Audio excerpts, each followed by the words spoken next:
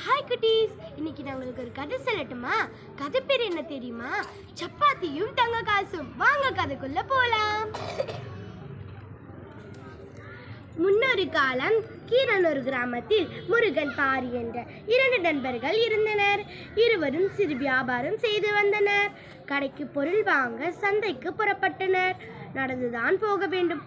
வழியில் ஒரு காடு, காட்டுப்பாதையில் ஒரு மண்டபம். அங்கு தங்கி காலையில் போக நினைத்தனர். இருவரும் தங்கினர். பாரி அம்மா தந்த வாளியை திறந்தான். உள்ளே 3 சப்பாத்திகள் இருந்தன. முருகன் 5 சப்பாத்திகள் கொண்டு வந்தான். அந்த மண்டபத்துக்கு ஒரு வியாபாரி வந்தார். எனக்கு ரொம்ப பசிக்குது, பக்கத்தில் சாப்பாடு கிடைக்குமா என கேட்டார். இரவு ஆகிவிட்டது.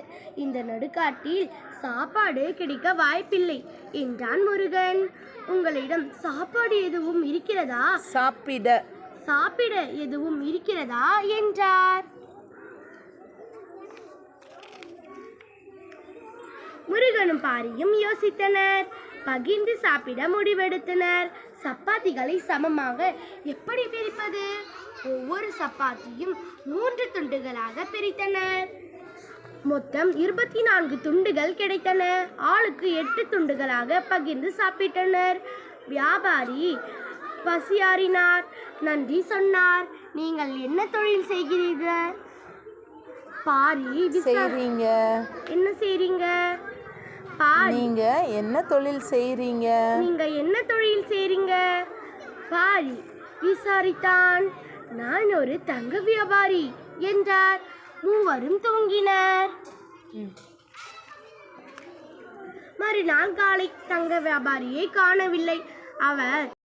அவர் படுத்திருந்த இடத்தில் ஒரு துணிமுடிப்பு. அதை பாரி எடுத்து பிரித்தான். தங்க காசுகள் இருந்தன. முருகனிடம் காட்டினான். முருகன் அதை வாங்கி பார்த்தான். ஆமாம், தங்கம்தான் என்றான். இருவருக்கும் சந்தோஷம். அந்த காசுகளை எண்ணி பார்த்தனர். 8 தங்க காசுகள் இருந்தன. 8 துண்டு சப்பாத்திகளுக்கு 8 தங்க காசுகள் வைத்துள்ளார் என்றான் பாரி. தங்க காசுகளை எப்படி பங்கு பிரிப்பது? முருகனுக்கும் பாரிக்கும் பிரச்சனை வந்தது. ஆளுக்கு பாதி. எனக்கு 4 தங்க காசுகள் வேண்டும். 3 சப்பாத்திகளை தந்த பாரி சொன்னான். நான் தானே அதிகம் கொண்டு வந்தேன், எனக்கு கூடுதலாக பங்கு வேண்டும் என்றான் முருகன். வழக்கு நீதிமன்றத்துக்கு வந்தது. நீதிபதி விசாரித்தார். முருகன் 5 சப்பாத்திகளை 3 பிரித்தான். 5 பெருக்கல் 3 சமம் 15. 15 துண்டுகள் கிடைத்தன. அவன் 8 துண்டுகள் வைத்து கொண்டான். தங்க வியாபாரிக்கு 7 துண்டுகள் கொடுத்தான்.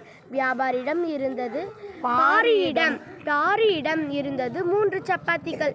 3 பெருக்கல் 3 சமம் 9. 3 பிரித்தான்.